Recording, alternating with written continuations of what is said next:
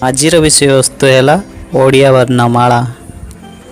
यही वर्णमाला को दुई भाग विभक्त कराई। गोटे है स्वर वर्ण आ गोटे है व्यंजन वर्ण। ताहेल प्रथम जानिबा स्वर वर्ण किए। प्रथम स्वर वर्णटी है अ, तापर आ, हर्षई, दीर्घई, हर्षौ, दीर्घौ, रु, ए, ऐ, ओ, आउ शेष स्वर वर्णटी है औ। एथर स्वर वर्ण गुड़ी को चिन्हिबा पाई आमे पुणी थरे मन पकेइबा।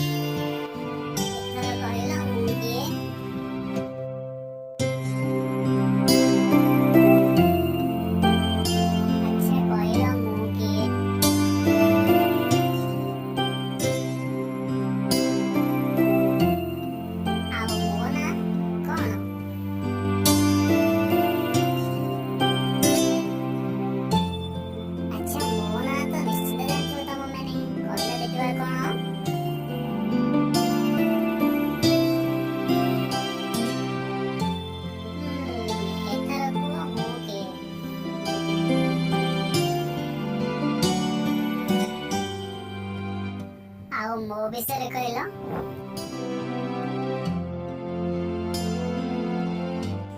तो एथर यही स्वर वर्ण गुड़ी को नहीं आमे शब्द तैयारी करिबा। अ हर्षई ऐ, आ दीर्घई आई,